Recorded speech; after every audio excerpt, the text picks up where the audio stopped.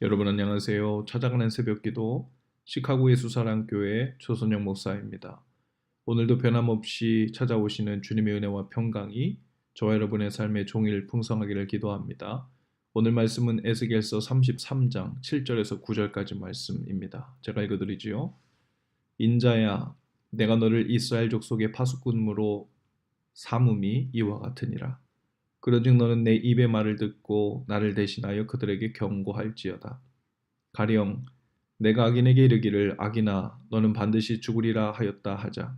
내가 그 악인에게 말로 경고하여 그의 길에서 떠나게 하지 아니하면 그 악인은 자기 죄악으로 말미암아 죽으려니와 내가 그의 피를 내 손에서 찾으리라.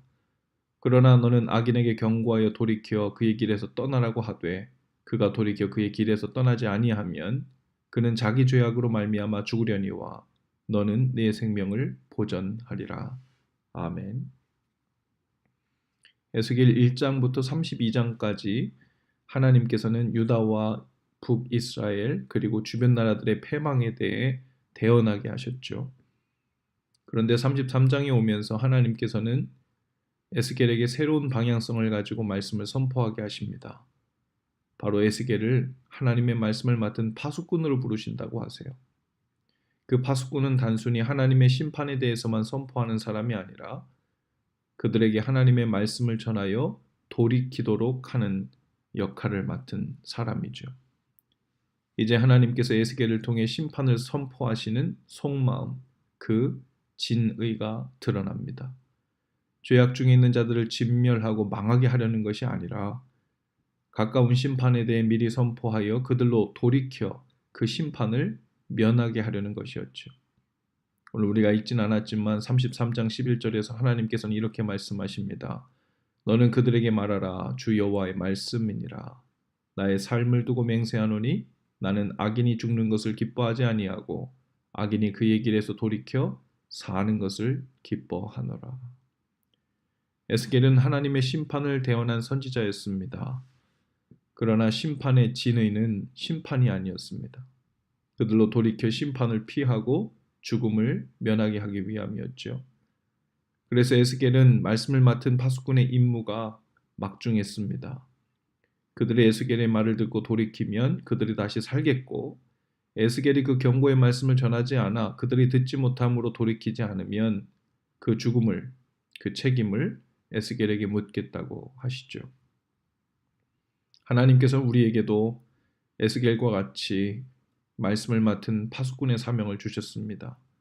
전도와 선교는 하나님의 말씀을 맡은 모든 사람에게 주신 사명이죠.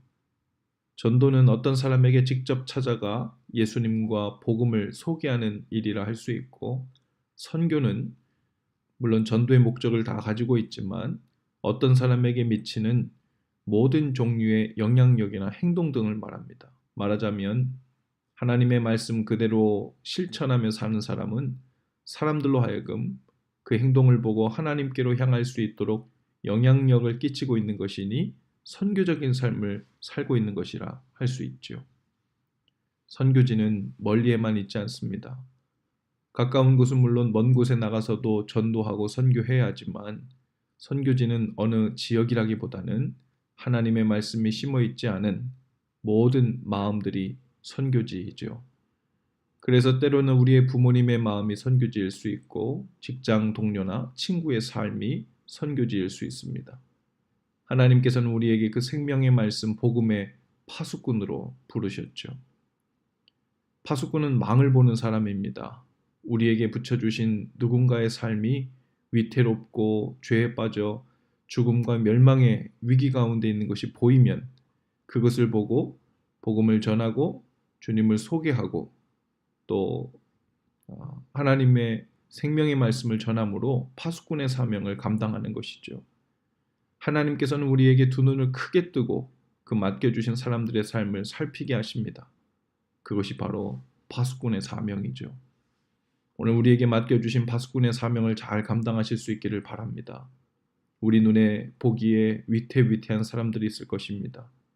때로는 하나님을 믿는다고 하면서도 세상의 논리에 빠져 살고 있고 혹은 죄에 빠져가고 있는 사람들의 삶이 보일 것입니다. 그들에게 주님의 마음을 전하는 것입니다. 영혼 구원을 위해 파수꾼의 눈과 마음을 우리에게 주셨으니 이 소중한 사명을 잘 감당하실 수 있기를 바랍니다. 우리의 마음에 걱정스럽게 품어지는 어떤 형제나 자매가 있다면 그들을 위해 기도로 파수꾼의 역할을 먼저 감당할 수 있기를 바라요. 주님께서 우리 안에 소원을 두고 기도하게 하시면 분명 전도의 길, 선교의 길도 이어서 열어주실 것이라 믿습니다. 사람들의 삶을 살피는 그 거룩한 파수꾼의 사명을 오늘도 힘써 지혜롭게 감당하시는 저와 여러분 다 되실 수 있기를 주님의 이름으로 축복합니다. 기도합시다. 주님, 저희에게 사람들을 맡기셔서 살피게 하셨습니다. 파수꾼으로 그들의 삶과 영적 상태를 살피게 하셨고 또 기도하게 하셨습니다. 또한 주님의 마음을 잘 살펴 거룩한 부담감으로 파수꾼의 사명을 감당할 수 있도록 인도해 주옵소서. 예수님의 이름으로 기도합니다. 아멘. 여러분, 오늘도 예수 사랑으로 화이팅입니다. 내일 아침에 다시 찾아뵙지요.